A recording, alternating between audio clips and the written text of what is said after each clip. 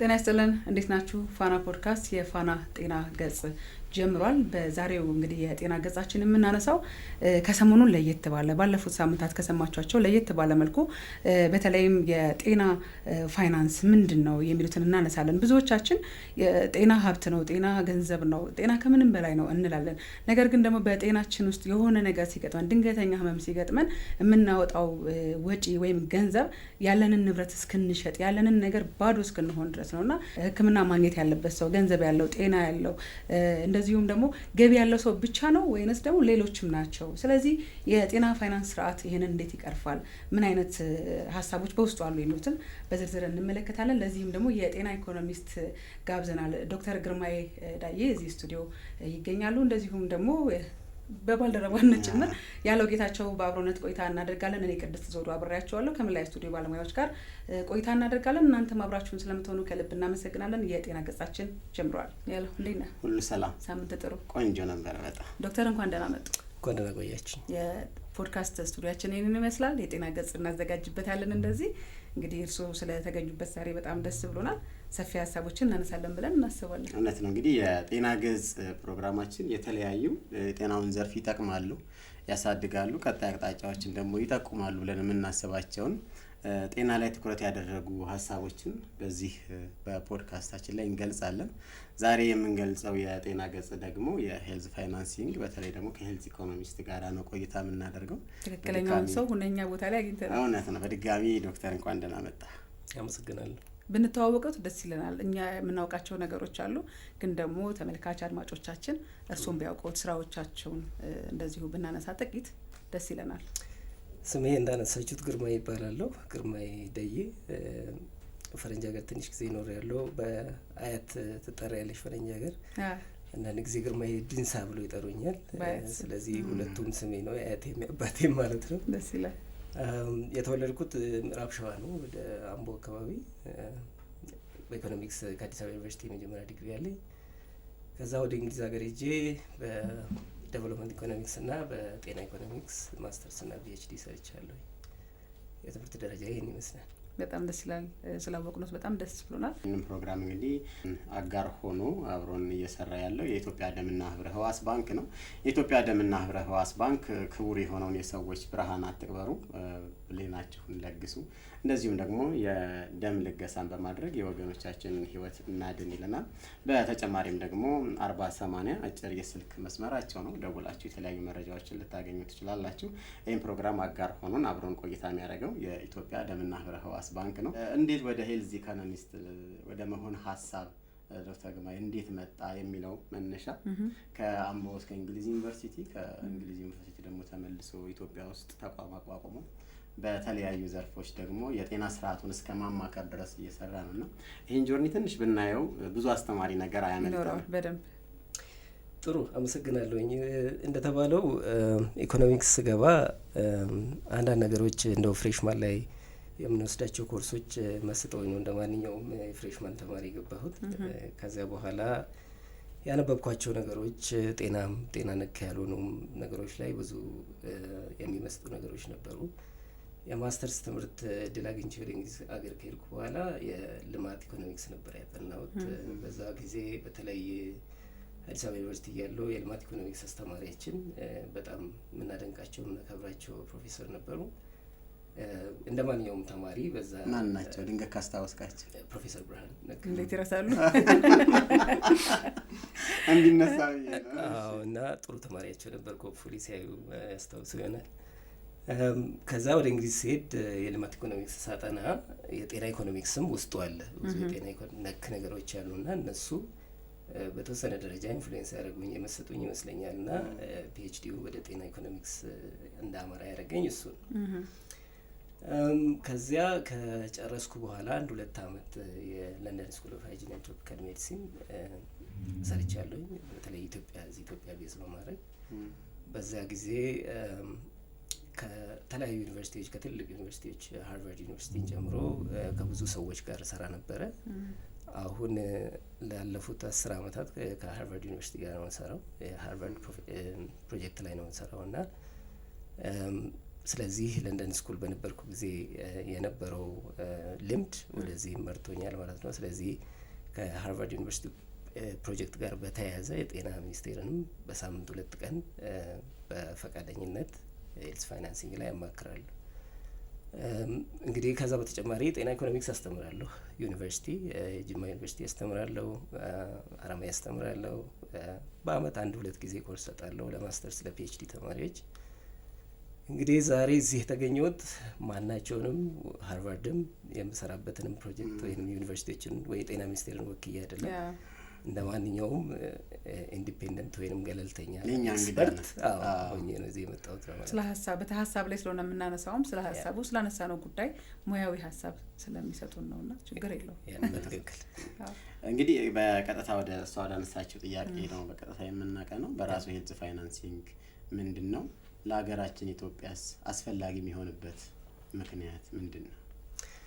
እንግዲህ ሄልዝ ፋይናንሲንግ ብዙ ጊዜ ቃላቶቹ ራሳቸው እንደሚገልጹት አንዱ ጤና ነው፣ ጤና ነክ ነው። ሁለተኛ ደግሞ ፋይናንስ ወይም ገንዘብ ነክ ነው። ሁለቱ ሲገናኙ ጤናን እንዴት አድርገን ፋይናንስ እናደርግ ወይንም ደግሞ ከየት ሀብት አምጥተን በምን አይነት ሁኔታ ለጤና አገልግሎት ክፍያ እንፈጽም የሚሉ ነገሮችን ያካትታል።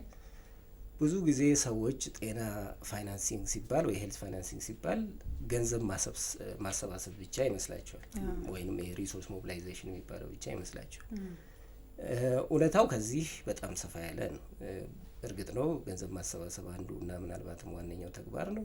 ከተለያዩ ምንጮች የመንግስትን ጨምሮ በእኛ ሀገር ሁኔታ ደግሞ ከውጭ ሀገር ከዶነሮች የሚመጣ ግለሰቦች ደግሞ ሲታመሙ ጤና ተቋማት ሄደው የሚከፍሉትን ወይንም ለኢንሹራንስ ደግሞ በአመት 1 ጊዜ የሚያወጡትን እንደዚህ ሁሉ ያጠቃልላል ሀብት ማሰባሰብ ሲባል። ግን ሄልዝ ፋይናንሲንግ ከዛ ሰፋ ያለ ነው። ያሰባሰብነውን ወይንም ደግሞ ከህዝቡ ከመንግስት ከተለያዩ ቦታ ያመጣነውን ሀብት እንዴት አድርገን ነው አንድ ቋት ውስጥ የምናጠራቅመው? ማጠራቀም ሲባል ወይንም ፑሊንግ ይሉታል። ይሄ በጣም ወሳኝ ስለሆነ ነው። ምክንያቱም የተበጣጠሰ በየቦታው ያለ ሀብት እና አንድ ቦታ ተሰብስቦ ያለ ሀብት መግዛት የሚችለው የጤና መጠን እና አይነት ይለያያል። አንድ ቦታ ላይ ፑል ሲደረግ ወይ ሲሰባሰብ የመግዛት አቅሙ ከፍ ይላል። ምክንያቱም ኢኮኖሚክስ ኦፍ ስኬል የሚባል ነገር አለ። ሀብቱ በበዛ ቁጥር ዩኒት ኮስት የምንለው ለእያንዳንዷ የጤና አገልግሎት የምናወጣት ወጪ እየቀነሰች ትሄዳለች። ከጅምላ እንደሚባለው ከብዙ ሀብት የምንገዛውና ከትንሽ የምንገዛው እኩል ስላልሆነ በየቦታ ምንድነው ተሰራጭቶ የሚገኝ ሳይሆን አንድ ላይ መሰብሰብ ፑሊንግ አንዱ የሄልዝ ፋይናንሲንግ ስራ። ሌላው የሄልዝ ፋይናንሲንግ ስራ ስትራቴጂክ ፐርቼዚንግ እንለዋለን። ስትራቴጂክ ፐርቼዚንግ ምንድን ነው? የጤናን አገልግሎት ዝም ብሎ መክፈል። ለምሳሌ ኢትዮጵያ ውስጥ እንደሚደረግ ሰራተኛ ይመደባል፣ መድኃኒት ይገዛል፣ የጤና ተቋም ይገነባል፣ የሚያስፈልጉ ወጪዎች የስራ ማስኬጃ ወጪዎች ይደረጋሉ። ከዛ የአገልግሎት ክፍያ ተፈጽሟል ብለን እናስባለን። ይሄ በጤና ፋይናንሲንግ የሚበረታታ አካሄድ አይደለም። ምክንያቱም እኛ ፋይናንስ ያደረግነው ግብአትን ነው ወይም ኢንፑትን ነው እንጂ አውትፑትን አይደለም። ስትራቴጂክ ፐርቼዚንግ የሚባለው ምን አይነት የጤና አገልግሎት ከማን እንግዛ፣ በምንስ ሁኔታ ለዛ ጤና አገልግሎት እንክፈል። ለምሳሌ ውድድር በማድረግ ሊሆን ይችላል፣ በማወዳደር ለምሳሌ ጥራት ያለውን አገልግሎት የሚሰጡትን ወይ ደግሞ ክብር ያለውን ሪስፔክትፉል ኬር የምንለው አገልግሎት የሚሰጡትን ተቋማት የተሻለ መክፈል፣ ለኤፊሽንሲ የተሻለ መክፈል፣ ለኳሊቲ የተሻለ መክፈል የሚቻለው ስትራቴጂክ ፐርቼዚንግ የምንለውን ስርዓት ስናካሄድ ነው። ስለዚህ ዝም ብሎ ግብአትን ለግብአት ማሟላት ብቻ ሳይሆን ምን አውትፑት ነው ከዛ ያገኘሁት የሚለውን ታሳቢ ያደረገ የክፍያ አይነት ማለት ነው። ስለዚህ ሄልዝ ፋይናንሲንግ ይህን ሁሉ ያጠቃልላል።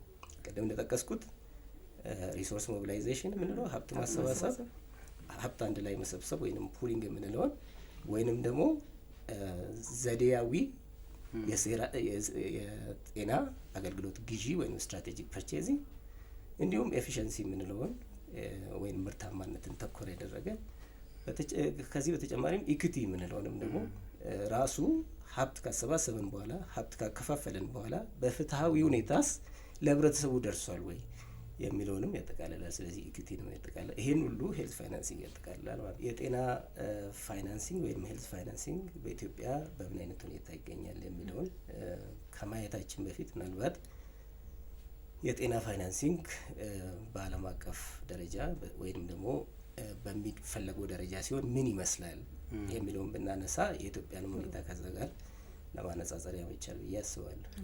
እንግዲህ ቅድም እንዳልኩት ብዙ ሀገራት ጤናቸውን ፋይናንስ የሚያደርጉበት መንገድ አብዛኛው በተለይ በጣም ተመራጭ ነው የሚባለው ከተቻለ ዜጎች ታክስ ነው እንጂ መክፈል ያለባቸው ወይም ግብር እንደ ገቢያቸው እንደ አቅማቸው ግብራቸውን እንጂ መክፈል ያለባቸው፣ ሲታመሙ የጤና ተቋም ሆነው ከኪሳቸው ወጪ ማውጣት የለባቸውም።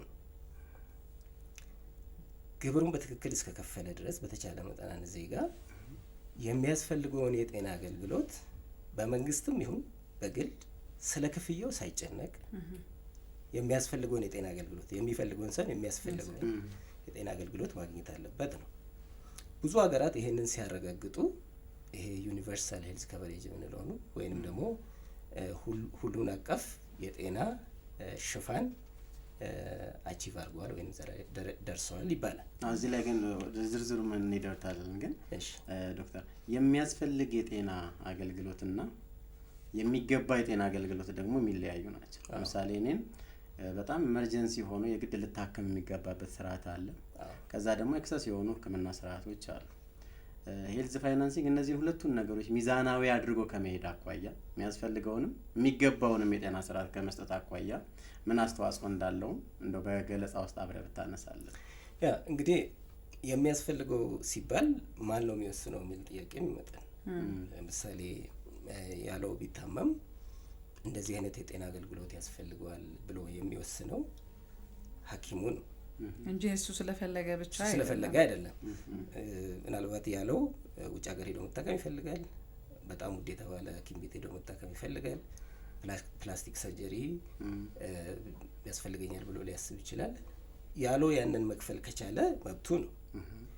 ግን የአንድ ሀገር ጤና ፋይናንስ ህግ ግን ያለው ስለፈለገ ሳይሆን አንድ ሰው ስለፈለገ ብቻ ሳይሆን በሐኪሙ ለጤናው ለሁለንተናዊ ጤናው ለምርታማነቱ ለኑሮ ያስፈልጓል የተባለውን ሕክምና ሐኪሙ በሚወስነው መሰረት ማግኘት እንዲችል ነው።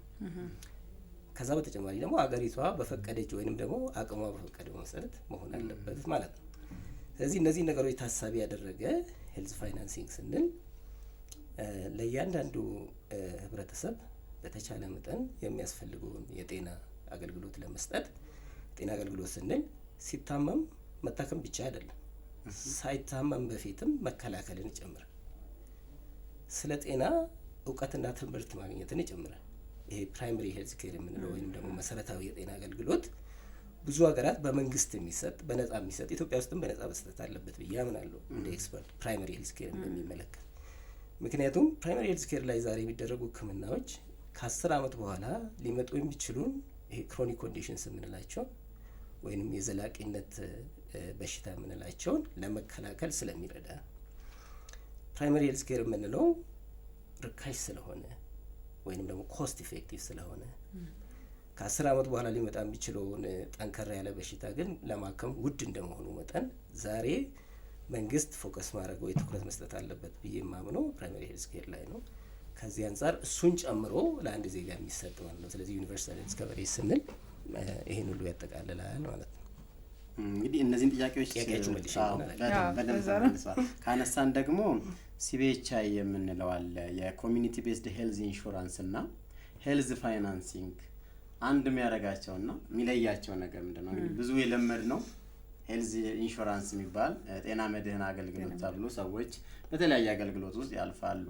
ከዚህ ጋር ተያይዞ እንግዲህ ሲቢኤችአይን እና ሄልዝ ፋይናንሲንግን በሀሳብ ደረጃ ምን አንድ ያደርጋቸዋል? ምንስ ይለያቸዋል? ይህም በጣም ጥሩ ጥያቄ ነው። ብዙ ጊዜም እንደ ስህተት ይታያል። አንዳንድ ሰዎች ደግሞ ሄልዝ ፋይናንሲንግ ማለት ሄልዝ ኢንሹራንስ ነው ብሎም ያስባሉ። በእርግጥ ሄልዝ ኢንሹራንስ የሄልዝ ፋይናንሲንግ አንዱ አካል። ቅድም እንዳልኩት ሄልዝ ኢንሹራንስ ሶስቱን መሰረታዊ ጥያቄዎች ይመልሳል በትክክል ተግባራዊ ከተደረገ።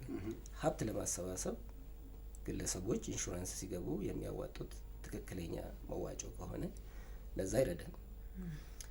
ሁለተኛ ፑሊንግ ያልነውን የተሰባሰበውን ገንዘብ ደግሞ ወደ አንድ ቋት ሰብስቦ የመግዛት አቅሙን ጠንከር እንዲል ማድረግ ይችላል። ለምሳሌ በኢትዮጵያ እንደምታውቁት በወረዳ ላይ ቤዝ ያደረገ ወይንም ደግሞ ለእያንዳንዱ ወረዳ የራሱ ጤና ኢንሹራንስ አለ። ይሄ በሄልት ፋይናንሲንግ ህግ ትክክል አይደለም።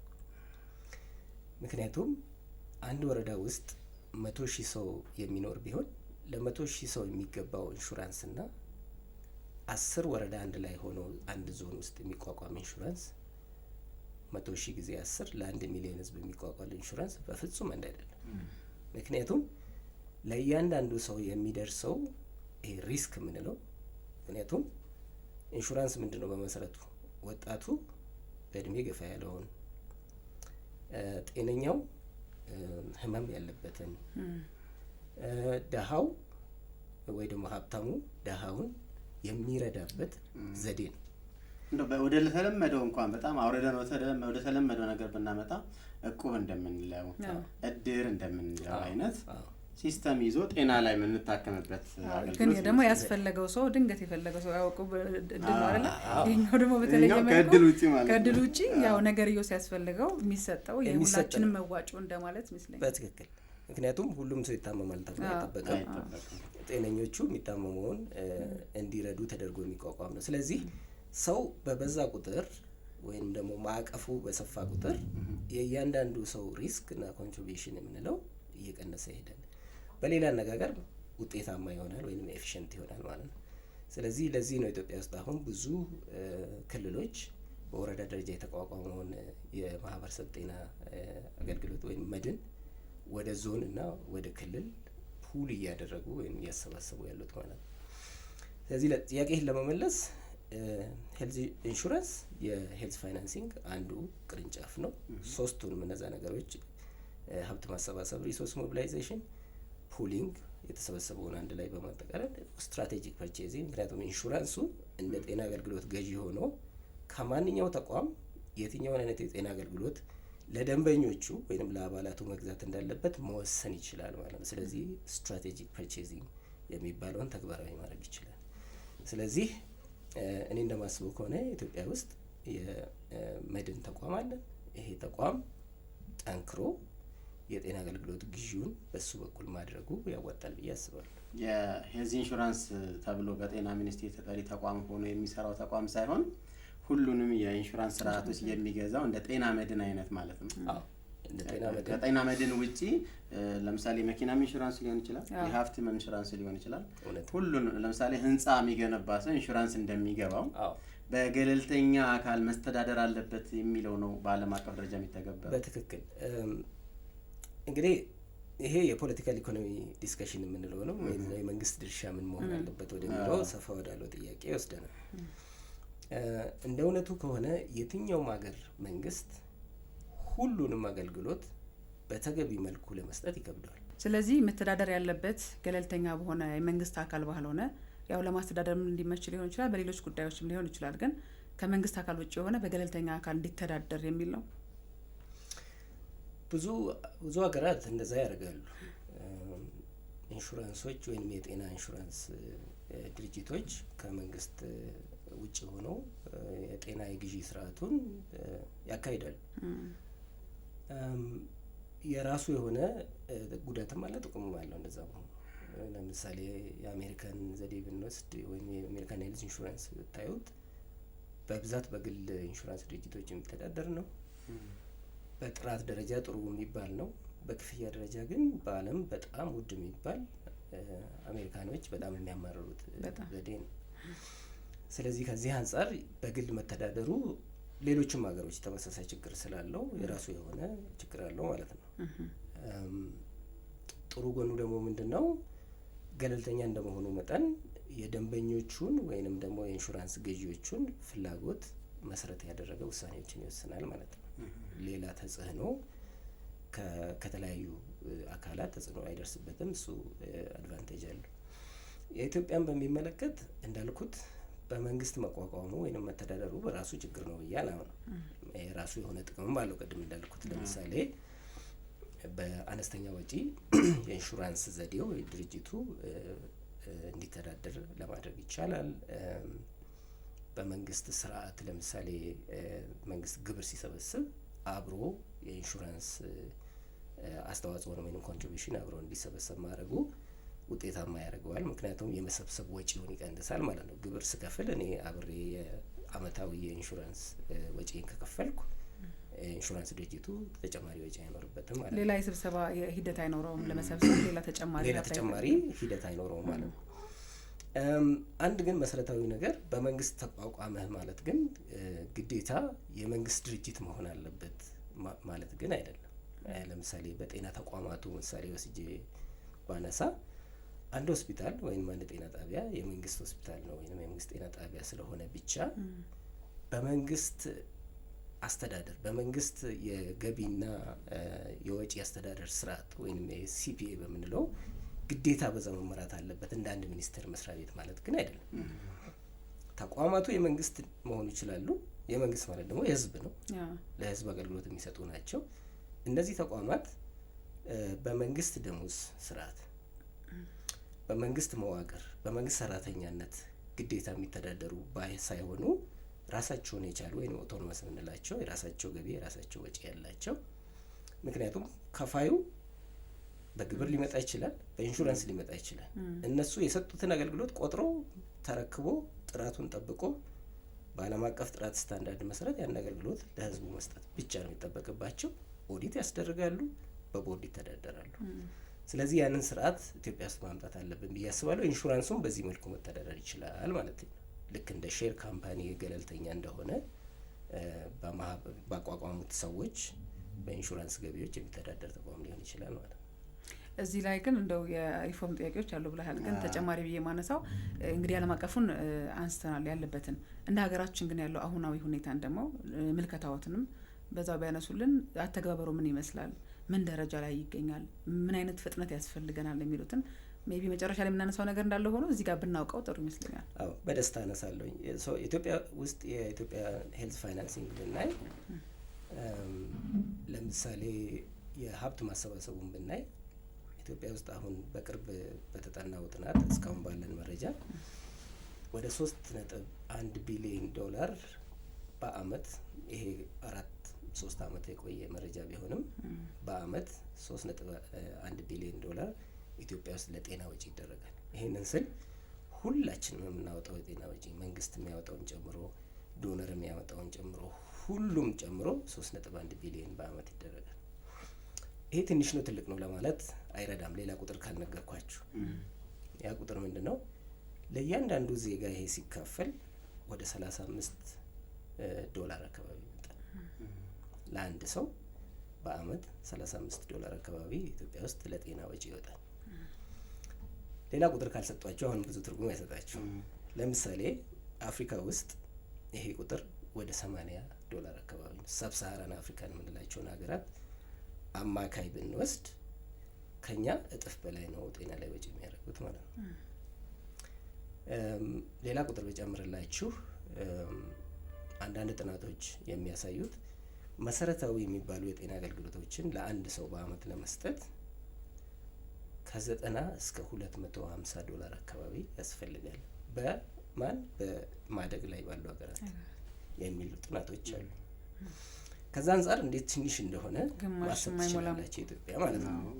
እሱ ብቻ አይደለም ችግሩ እሱ ብቻ ሳይሆን አብዛኛው 2/3 ያህሉ ይሄ የጤና ወጪ የሚመጣው ዘላቂ ካልሆኑ ምንጮች ከምንላቸው እነዚህ ዘላቂ ያልሆኑ ወይም አስተማማኝ ያልሆኑ የምንላቸው ምንጮች አንዱ ሰው ሲታመም ጤና ጣቢያ ወይ ጤና ተቋም ሄዶ ከኪሱ የሚያወጣው ነው። ይሄ ለምንድነው ዘላቂ እና አስተማማኝ የማይሆነው? አንደኛ ደሃው ቢታመምም ገንዘብ ከሌለው ሊታከም አይችልም። ኪሱ ባዶ ከሆነ ከኪስም አይወጣም። ወይ ወደ ብድር ይሄዳል ወይ ያለውን ንብረት ይሸጣል። ይሄ ደግሞ ፋይናንሻል ስትሬስ የምንለው ውስጥ ይከተዋል ማለት ነው። አንዳንድ ጥናቶች የሚያሳዩት ወደ 10% የኢትዮጵያ ሕዝብ ለጤና አገልግሎት ክፍያ ከፈጸመ በኋላ ከድህነት ወለል በታች ይወርዳል፣ በዛ ክፍያ ምክንያት ማለት ነው። ስለዚህ እነዚህን ሁሉ ለመከላከል ሲባል ሰው ሲታመም ጤና ተቋም ሄዶ የሚከፍለው ወጪ በፍጹም የሚበረታታ አይደለም። ስለዚህ ዶክተር ይሄ ማለት ለመዳን ብሎ በህይወት ለመቆየት ብሎ ወደ ድህነት ይጓዛል ማለት ነው። ወይንም ደግሞ ታቅዶ የተቀመጠ ለሕክምና ተብሎ የተያዘ ገንዘብ ስለሌለ ንብረት ለመሸጥ ቋሚ ሀብቶችን ለማስያዝ ወይም ደግሞ ከተቻለ ደግሞ ተበድሮም ለመታከም ይገደዳል ማለት ነው። በትክክል ጥናቶቹ ይሄንን ሁሉ ያሳያሉ። ምን ያህሉ ሰው ወደ ብድር ገባ፣ ምን ያህሉ ሰው ከከፈለ በኋላ ወደ ድህነት ወረደ፣ ምን ያህሉ ሰው ደግሞ ገንዘብ ስለሌለው ሳይታከም ቀረ። ዛሬ በቀላሉ ሊድኑ የሚችሉ በሽታዎች ከአመታት በኋላ ወደማይድኑ በሽታዎች እንዴት ተቀየሩ? እነዚህ ሁሉ ጥናቶች አሉ። ስለዚህ በተቻለ መጠን ይሄ ዘላቂነት ወይ አስተማማኝ ያልሆነው የጤና ወጪ መሸፈኛ መንገድ ወይንም አውት ኦፍ ፖኬት ፔመንት የምንለው ከኪስ አውጥቶ መክፈል አይደጋግፍም። ኢትዮጵያ ውስጥ ይሄ ከአጠቃላይ የጤና ወጪው 1/3 ይሸፍናል። 1/3 በሌላ አነጋገር ከ$1 ሚሊዮን ወደ $350,000 ያህል በአውት ኦፍ ፖኬት መልክ የሚከፈል ነው ማለት ነው። ሁለተኛው ጥሩ ያልሆነው መንገድ ኢትዮጵያ ውስጥ አጌን ወደ 1/3 ገደማው ከውጭ ሀገር በእርዳታ መልክ የሚገኝ ነው። ይሄ ደግሞ እንደምታውቁት ባለፉት አመታት እንዳየ ነው አንድም ይሄን እርዳታ የሚሰጡ ሀገራትና ድርጅቶች የራሳቸው ችግር ሲጠናባቸው ለምሳሌ ኮቪድ በነበረበት ጊዜ እንዳያችሁት ወደ ራሳቸው ችግር ይመለሱና የእኛን የጤና ስርዓት ይረሱታል። ያን ጊዜ እኛ ችግር ውስጥ እንገባለን። ምክንያቱም እኛም ቀድመን አልተዘጋጀንም ከነሱ ገንዘብ አለን ብለን ስለምናስብ ማለት ነው። ሌላ ምሳሌ ማንሳት ይቻላል። እነዚህ ሀገራት በተለያየ የፖለቲካ አቋማችንን ባልወደዱ ጊዜም ሀሳባቸውን ሊቀይሩ ይችላሉ። ወይ ደግሞ የራሳቸው የፖለቲካ ሁኔታ በሚቀየርበት ጊዜ መንግስታቸው ሲቀየር፣ የፖለቲካ ፍልስፍናቸው ሲቀየር ያንን እርዳታ ሊያነሱ ይችላሉ። ለምሳሌ ባለፈው በአሜሪካ መንግስት የተወሰደውን እርምጃ ማንሳት እንችላለን። ስለዚህ እነዚህ 2/3 ያህል የጤና ወጪያችንን የሚሸፍኑ ሶርስስ የምንላቸው አስተማማኝ ያልሆኑ ናቸው። አስተማማኝ የሆነው የጤና ፋይናንሲንግ ስርዓት የሚመጣው በታክስ መልክ በመንግስት ተሰብስቦ በመንግስት በጀት የሚበጀተው ብቻ ነው። ከራስ ለራስ በሚሆን ገቢ ማለት ነው። ከዛ ውጪ ኢንሹራንስ ተቋቁሞ ዜጎች በየአመቱ የሚያስፈልጋቸውን የጤና ወጪ አስቀድመው ገዝተው ኢንሹራንስ በዛ በኩል ሲታከሙ ነው። ይሄ ደግሞ ምንድነው የሚያስፈልገው? አሁን የምንከፍለው የክፍያ መጠን በቂ ነው ወይ? ተገቢ ነው ወይ? ራሱ የኢንሹራንስ ተቋሙ ጠንካራ ነው ወይ? ምን መሰራት አለባቸው? እነዚህ ሁሉ ጥያቄዎች ምናልባት የምናነሳቸው የሪፎርም ሀሳቦች ውስጥ ያሉ ናቸው ማለት ነው። ምናልባት እንግዲህ ይህን ነገር ካነሳን አይቀር በድንገት የፕሬዚዳንት ትራምፕ መመረጥ በዓለም አቀፍ ደረጃ ያለውን የዩኤስኤድ ድጋፍና እንቅስቃሴ በአንድ አዋጅና ፍርሚያ እንዳነሳው እናስታውሳለን። በቀላሉ ኢትዮጵያ ዩኤስኤድ ከኢትዮጵያ በመውጣቱ ምክንያት ከመላ ሀገሪቱ ድንገት በመውጣቱ ምክንያት ምን አይነት ትምህርቶችን ወሰደች? ቀጣይስ ምን አይነት እንቅስቃሴዎችን እና ምን አይነት ቅድመ ጥንቃቄዎችን ማድረግ ይገባናል? በተለይ መንግስት ፐብሊክ ፕራይቬት ፓርትነርሺፕን ማጠናከር ላይ ትኩረት አድርጎ እንደሚሰራ የግሉን ዘርፍ ከመንግስቱ ጋር የማስተዳደር ስራ እንደሚሰራ በጤናው ሴክተር ብቻ አይደለም፣ በሁሉም ሴክተር የዶኔሽንን ሀሳቦች አስቀርተን ኢትዮጵያ ራሷን ችላ የምትሄድ ሀገር ማድረግ አለብን የሚለውን የመንግስት አቋም ለመረዳት የዩኤስኤድ ምን አስተምሮን አለፈ? በጣም ጥሩ ጥያቄ ነው።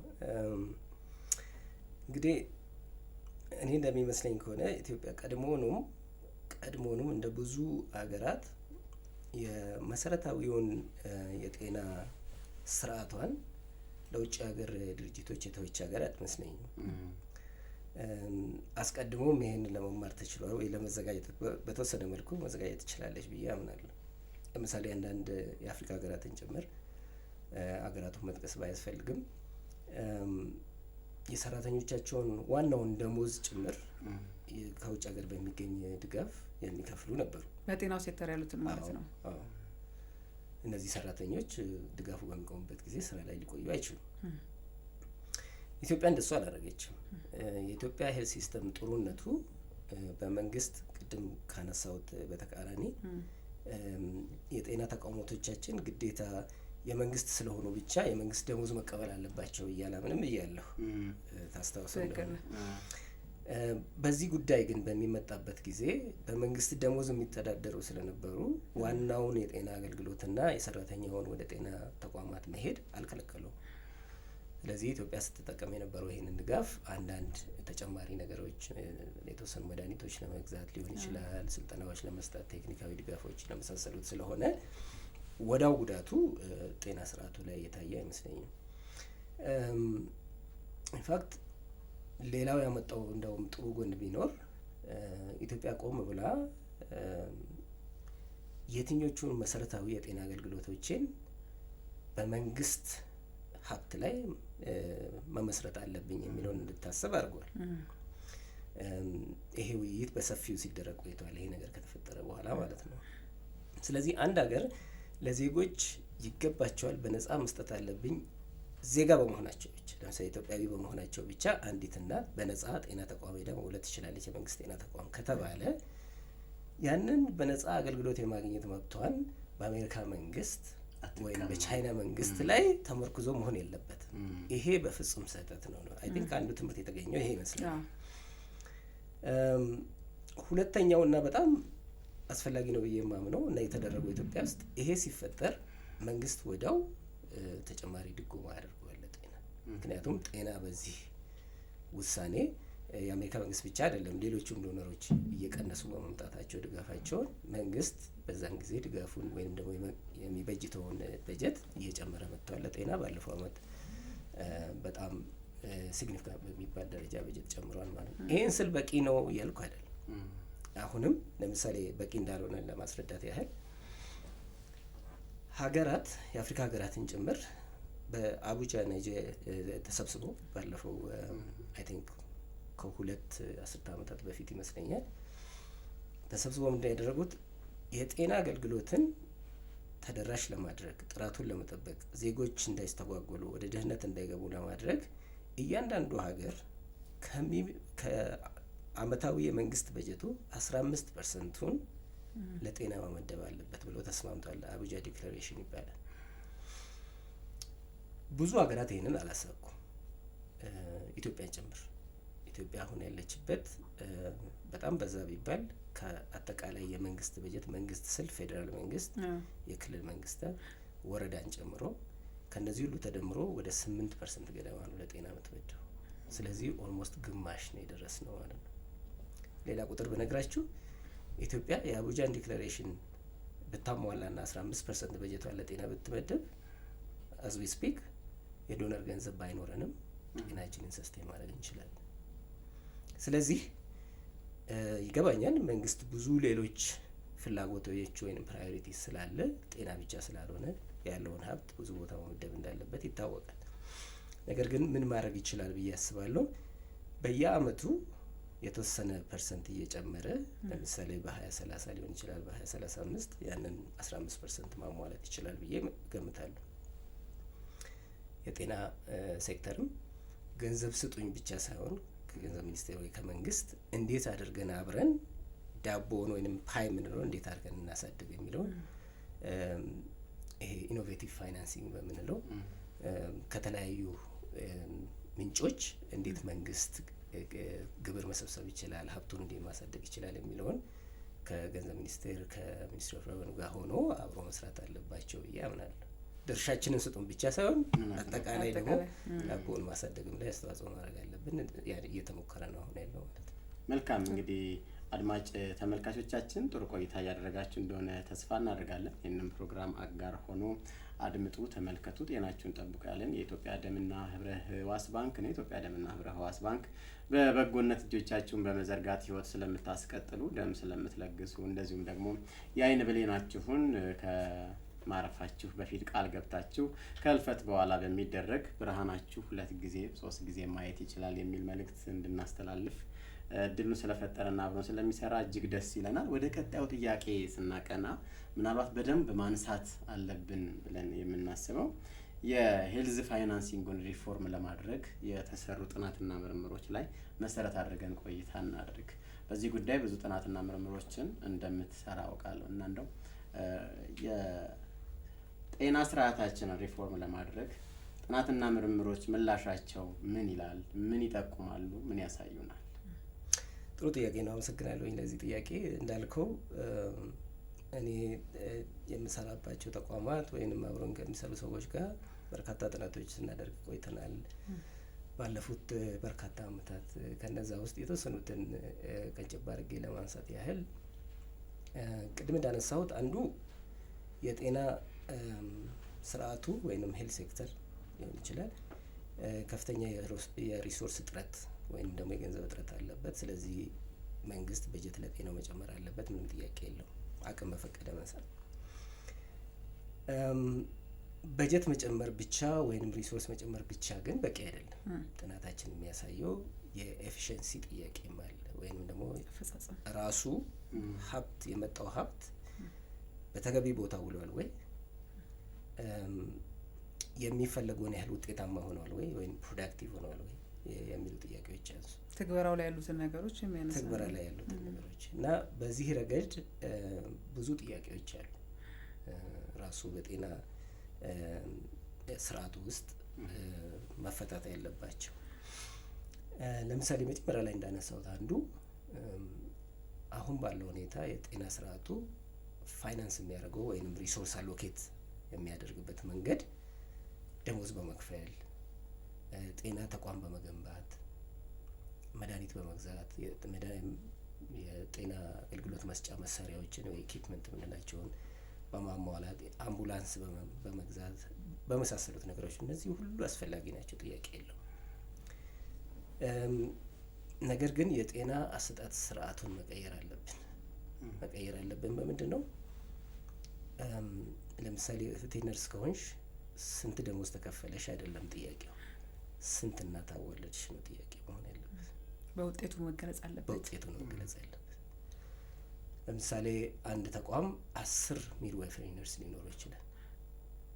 በእኛ ጥናት ያየ ነው። ግን እዛ ተቋም ውስጥ የሚወልዱት ሴቶች ብዛት እምብዛም ላይሆኑ ይችላሉ። ስለዚህ ስርዓቱን ኢንፑት ቤዝድ ወይንም ግብአት መር ስናደርገው የምናገኘው ውጤትና አውትፑት ቤዝድ ውጤታማነት መር ስናደርገው የምናገኛቸው ውጤት ፈጽሞ የተለያዩ ናቸው። ስለዚህ ከዚህ አንጻር ሪፎርሞች መደረግ አለባቸው ብዬ አምናለሁ። እነዛ ሪፎርሞች የጻፍኳቸውም ቅድም የጠቀስካቸውም ጥናቶች አንደኛ የጤና ስርዓቱ በሶስት መሰረታዊ ነገሮች መከፈል አለበት። ሌሎችም ሀገሮች እንደሚደረጉ አንዱ ክንፍ ፕሮቫይደር የምንለው ወይንም የጤና አገልግሎት የሚሰጠው የጤና አገልግሎት የሚሰጠው ክንፍ የመንግስት ጤና ተቋማት ሊሆኑ ይችላሉ፣ የግል ጤና ተቋማት ሊሆኑ ይችላሉ። ይሄ በሬጉሌተሩ ወይንም የጤና አገልግሎት አሰጣጥን በሚቆጣጠረው አካል፣ ይሄ አካል ብዙ ጊዜ ሁልጊዜም መንግስት ነው።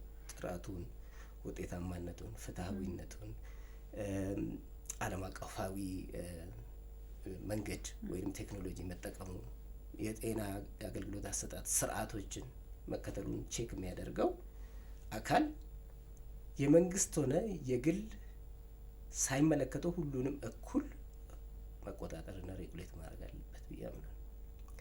ስለዚህ ፕሮቫይደር ዊንጉ የመንግስት ሆነ የግል ሆነ ኢሹድ ማረር ሁለቱም እኩል አገልግሎት የሚሰጡ ስለሆነ ሀገሪቱ በምታወጣው የጤና ፖሊሲና ስርዓት ውስጥ መሄድ አለባቸው።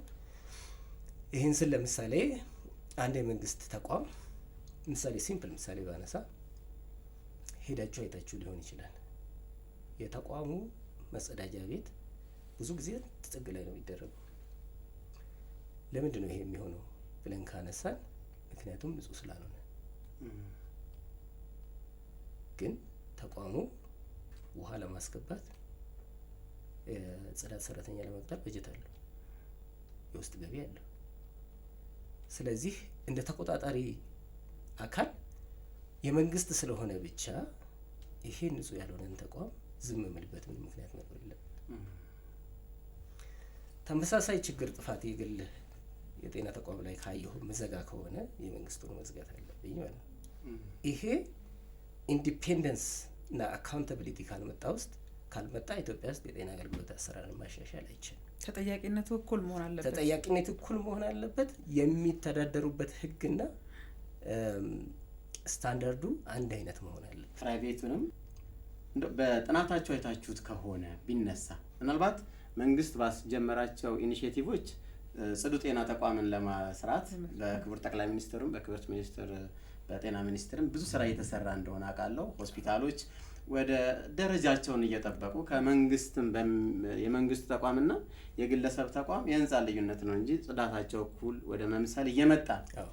የእኔ ግን ጥያቄ እንደ ዶክተር ኢንተርናሽናል ልምዶችህንም ተጠቅመበት መልሰልኝ የምፈልገው ጥቁር አንበሳ የሚያክመኝ ሐኪም ዘሴም ደግሞ ሄጄ አንድ የግል ሐኪም ቤት ቢያክመኝ የምከፍለው ክፍያ ዘሴም አይደለም፣ አገልግሎቱ ግን ያው ነው። የሰዎችን ፍላጎት ለምንድን ነው በኩል ደረጃ ማርካት ያልተቻለው የሚለውን ጥናቶች ምን ይላሉ? ኢንተርናሽናል ልምዶች ምን ይላሉ? የስነ ምግባር ችግር ይመስለኛል እንጂ ይህንን በህግ መዳኘትና በቁጥጥር እንትን ማለት ራሱ ምንችለው አይመስለኝም። ሀሳብ ምን ይላል? እዚህ ላይ ያለው ሀሳብ ምንድን ነው? ጥሩ ጥያቄ ነው የነሳው። እዚህ ላይ ያጠናነውን አንድ ጥናት መጥቀስ ፈልጋለሁ። ምን አደረግን? አንድ ሰው እንደሚመስለኝ የፋሚሊ ፕላኒንግ እና አንቲናታል ኬር የሚባሉትን አገልግሎቶች ወይም የቤተሰብ ምጣኔና የቅድመ ወሊድ አገልግሎት እነዚህን በግልና በመንግስት ተቋማት ጥራታቸውን አየን። ጥራትን እንዴት ለካችሁ የሚለውን ብዙ ዝርዝር ውስጥ አልገባም። ግን እነዚህ ሁለቱ አገልግሎቶች የራሳቸው የሆነ የጥራት መለኪያ አላቸው። ለምሳሌ ትኩሳቱ ታይቷል ወይ፣ የደም ግፊት ተለክቷል ወይ፣ ክብደት ተወስዷል ወይ ሊሆን ይችላል፣ ወይንም የማማከር አገልግሎት ካውንስሊንግ ተሰጥቷል ወይ አይነት ነገሮች ቅድመ ምርመራዎችን እነዚህን አየንና ሁለቱም አየናቸው ኢትዮጵያ ውስጥ። በሚገርማችሁ ሁኔታ በግልና እንግዲህ እነዚህ አገልግሎቶች ምናልባት ብዙ ጊዜ በግል የማይዘወተሩ ሊሆኑ ይችላሉ። ያ እንዳለ ሆኖ እነዛን የጥራት መለኪያዎች ወይም ኳሊቲ ኢንዲኬተርስ ምንላቸውን አይተን ምንም ልዩነት የለም በሁለቱ መካከል። ምንም የመንግስትም የግልም አንድ አይነት ነው ጥራት ይዘጣል። እንደሚመስለኝ ከሆነና አንዳንድ ጥናቶች የሚያሳዩት ልዩነቱ ምንድን ነው? ቅድም ያነሳሁት ነው። ጽዳት፣ የተቋሙን ጽዳት መጠበቅ ሊሆን ይችላል። ገና ከበር ሲገባ ያለው እንክብካቤ ጥበቃ ሊሆን ይችላል። በፈገግታ መስተናገድ ሊሆን ይችላል። ብዙ ገንዘብ ስትከፍል ሰው በፈገግታ ይቀበላል። የግል ሐኪም ቤት ስትሄጂ ከስተመር ንጉስ ነው ተብለሽ፣ የመንግስት ስቴጅ ደግሞ ታማሚ ነው ተብለሽ ከሆነ ልዩነት አለው ማለት ነው። እሱ ሊሆን ይችላል። ዶንት ጌት ሚ ሮንግ፣ ጥሩ ጥራት የሚሰጡ ተቋማት የሉም እያልኩ አይደለም። አሉ፣ ሁለቱም ጋር አሉ፣ የግልም የመንግስትም ጋር አሉ። ግን አብዛኛውን በምናይበት ጊዜ ጥናቶች የሚያሳዩት ብዙዎቹ ከዋናው የሕክምና ተግባር በላይ እነዚህ እንክብካቤ በክብር የመያዝ የመሳሰሉት ነገሮች ይመስሉኛል። ሕክምና የሚፈልገውም አንድም እኮ ይሄንን ነው፣ እንክብካቤን፣ ሰብአዊነትን፣ ፍቅርን ቀድመን ሳይኮሎጂያችን ወይ ስነ ልቦናችንን ጥሩ ነገር ካገኘ ከዛ በኋላ ያለው ሕክምና በላብራቶሪ እውነት ነው። በተገላብጦሽ ለውስብስብ ለሆነ ሕክምናና ለቀዶ ጥገና ምናምን የግል ከሄዱ በኋላ ወደ መንግስት የሚመጡም እንዳሉ አንርሳ። ምክንያቱም የመንግስት ተቋም ውስጥ የሚሰጡ አገልግሎቶችና ሐኪሞቹ ጥሩ ጥራት ያላቸው እውቀት ያላቸው ናቸው። ልምዳቸው ከፍ ያለ ነው። እንደዛ የሚመጣበት ጊዜ አለ። ስለዚህ ወደ ሶስተኛው ዊንግ ይወስደኛል። ይሄ ለምንድን ነው ወደ ሶስተኛው ዊንግ የሚወደው? ያንተን ጥያቄ ለመመለስ ነው። ስለዚህ ሰርቪስ ፕሮቫይደር ወይም አገልግሎት ሰጪውን ገለልተኛ በራሱ የሚተዳደር ቢበዛ ማህበረሰቡ የአካባቢ ማህበረሰብ በቦርድም በምንም የሚያስተዳድረው ነው ይቋቋምና ተጠያቂ ይሁን ካልን የጥራትና የስታንዳርዱን ደግሞ ሬጉላቶሪው ጤና ሚኒስቴርም የክልል ጤና ቢሮ ኃላፊዎች ቢሮዎቹ ስር የሚቋቋም ሆኖ ሬጉላተሩ ለብቻ ይሁን ካልን ማን ነው የሚከፍለው የሚል ጥያቄ ይመጣል። ምክንያቱም የቺ ክፍያዋ ናትና ሰዎችን በብዙ መልኩ ተጽዕኖ ተሰደርባቸው። ይህን ጊዜ ነው ኢንሹራንሱ ጠንካራ መሆን አለበት ኢትዮጵያ ውስጥ ብዬ የማምነው። አሁን ባለው ሁኔታ ኢትዮጵያ ውስጥ ገዢው ብዙ ነው። አገልግሎት ገዢው የጤና አገልግሎት ገዢው ብዙ ነው። ከማን እንደሚጀምር ልንገራቸው፣ አታምኑትም። ከሚኒስትሪ ኦፍ ፋይናንስ ይጀምራል። ለምን? ሚኒስትሪ ኦፍ ፋይናንስ በጀት ለክልሎች ይልካል፣ ክልሎች ለወረዳ ይልካሉ፣ ወረዳ ደሞዝ ይከፍላል። ደሞዝ ከፋዩ የፋይናንስ ስርዓቱ ነው። ስለዚህ ፋይናንስ ደሞዝ የሚከፍለው የጤና ባለሙያ ለጤና ሪስፖንድ ላያደርግ ይችላል። ስለዚህ ከዛ ይጀምራል። ሚኒስትሪ ኦፍ ፋይናንስ እንደ ገዢ ነው፣ ጤና ሚኒስቴርም እንደ ገዢ ነው። ጤና ሚኒስቴር ደግሞ ከእርዳታ ሰጪዎች ከመሳሰሉት የሚገኘውን ደግሞ በራሱ ስርዓት ወደ ጤና ቢሮ ወደ ምናምን ያወርዳል። እሱ ብቻ አይደለም፣ ኢንሹራንሱ ደግሞ ከህብረተሰቡ የሰበሰበውን ሌላ ሶስተኛ ገዢ ደግሞ ነው። ይሄ ነው ፍራግመንትድ ፐርቼዚንግ ሲስተም ነው ያለን። ቅድም ያልኩትን ዘዴያዊ ወይንም ስትራቴጂክ ፐርቼዚንግ እንዳንተገብር የሚያደርገው አንዱ ይሄ ነው። ለዚህ ነው ወደፊት አንዱ የሪፎርም ሀሳብ መሆን ያለበት ጤና ተቋማት ከሲፒኤ ወይም ከሲቪል ሰርቪስ አስተዳደር ወጥተው ራሳቸውን የቻሉ ተቋማት በራሳቸው ገቢ የሚተዳደሩ መሆን አለባቸው የሚለው ለዚህ ነው። መልካም። እንግዲህ ስለ ሄልዝ ፋይናንሲንግ ስናነሳ ደግሞ የግድ ማንሳት ያለብን በጥናታችሁ የቀጣይ ተስፋዎቻችን ምንድን ናቸው? ኢትዮጵያ ምን ብታደርግ የጤና ስርዓቷ ሪፎርም ሊሆን ይችላል የሚሉ ሪኮሜንዴሽኖችን አገኛችሁ? ጥናትና ምርምሮች ምን ይላሉ? በጣም ጥሩ ጥያቄ ነው። ግን አንዱ እንግዲህ ኢትዮጵያ ራሷ የምትተገብራቸው ስርዓቶች አሉ። ቅድም እንዳልኩት ከሌሎች ሀገሮች የምትለይባቸው ጥሩም የሆኑ ጥሩም ያልሆኑ የራሷ ስርዓቶች አሉት። እነዚህ ስርዓቶች መሻሻል ይችላሉ፣ ይገባል። አንዱ መሻሻል አለበት ብዬ የምገምተው ኢትዮጵያ ውስጥ የጤና መድህን ወይንም ደግሞ የጤና ኢንሹራንስ ግዴታ ወይም ኮምፐልሰሪ መሆን አለበት።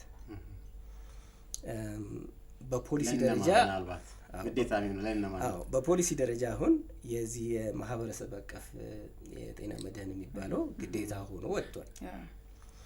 በፖሊሲ ስላወጣህ ብቻ ተግባራዊ ይደረጋል ማለት አይደለም። ይሄ ተግባራዊ ማድረግ አቅምህን መጨመር አለበት። ኢንፎርስመንት ካፓሲቲ የምንለው መጨመር አለበት። ይሄ ግን እስካሁን ተግባራዊ የተደረገ ያለው እንደምታውቁት ለማህበረሰብ የጤና መድህን ብቻ ነው። ማህበራዊ የጤና መድህን የሚባለው በህግ ደረጃ ከተቋቋመ ከ10 ዓመት በላይ ሆኗል። አሁን በቅርብ በተለይ የጤና ሴክተር ሰራተኛን ጥያቄ ለመመለስ ተጀምሯል። እንደሚመስለኝ ከሆነ አብዛኛው የጤና ሴክተር ሰራተኛ ተመዝግቧል እና አገልግሎት ማግኘት ወይ አሁን ጀምረዋል ወይ ደግሞ ተጀምሮላቸዋል። ይሄ ለሌሎቹም የመንግስት ሰራተኞች ለሌላውም ሴክተር የሚሰፋ ተደራሽ የሚደረግ ይመስለኛል በቅርብ ጊዜ። ይሄ ብቻ በቂ ነው ብዬ አላምንም።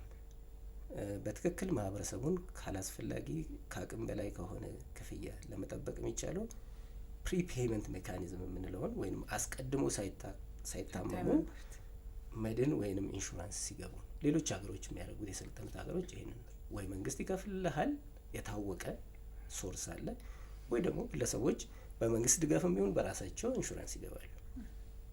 ስለዚህ ወደ ግሉም ይሄ መሄድ አለበት። የግል ሴክተር ሰራተኞች መደበኛ ስራ ያላቸው ተመሳሳይ የግል ሴክተር የጤና ኢንሹራንስ ሊሆን ይችላል፣ ወይንም በዚህ ባለው ሊጠቃለሉ ይችሉ ይሆናል። እንደ ሁኔታው ግን የሆነ አይነት የጤና ኢንሹራንስ ግን ያስፈልጋል። ስለዚህ ኢትዮጵያ በደንብ ሄልዝ ፋይናንሲንጓን ማጠናከር የምትችለው ምን ሲሆን ነው?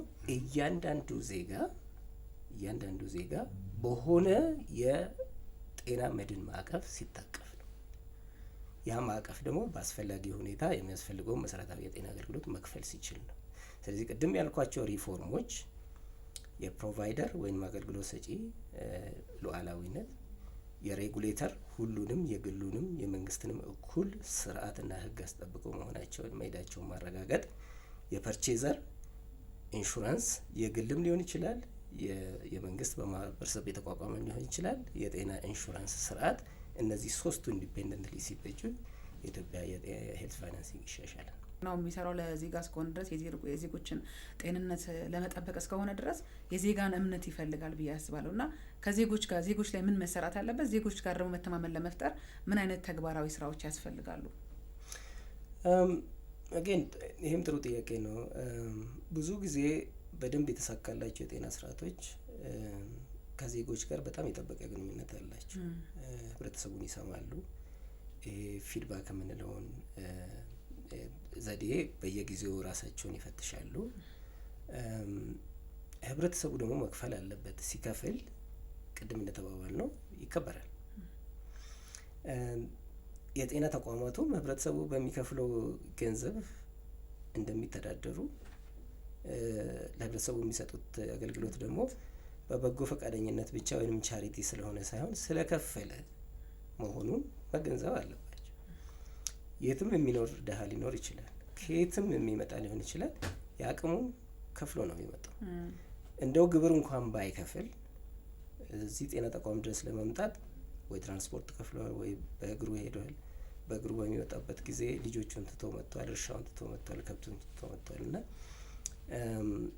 የማህበራዊ ሁኔታውን ከግምት ውስጥ ባለማስገባት ማንኛውም ዜጋ ታሞ ሲመጣ በአክብሮት የሚያስፈልገውን አገልግሎት ተቋሙ በቻለ መጠን መስጠት መቻላቸው ማረጋገጥ አለባቸው። ስለዚህ ከህብረተሰቡ ጋር ውይይት ሁልጊዜ የህብረተሰቡን ፍላጎት፣ ስሜት መስማት፣ እውነት ደግሞ ለህብረተሰቡ መንገር። ለምሳሌ የጤና መድህንን በምንወስድበት ጊዜ ብዙ ሰው ክፍያ በሚመጣበት ጊዜ ይቸገራል።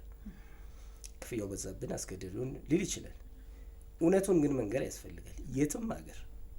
የትም ሀገር ወይ ታክስ መክፈል አለብኝ፣ ወይ ኢንሹራንስ መግባት አለብኝ፣ ወይ ደግሞ ምንም ከሌለኝና ድሀ ከሆንኩ ያን ጊዜ መንግስት ካለው ሰው ከሰበሰበው ታክስ ለእኔ ከፍሎ ያስገባኛል እንጂ የጤና መድህን አባል አለመሆን የትም ሀገር አይቻልም ባልል እንኳን ችግር እንደሚያመጣ ግን ይታወቃል።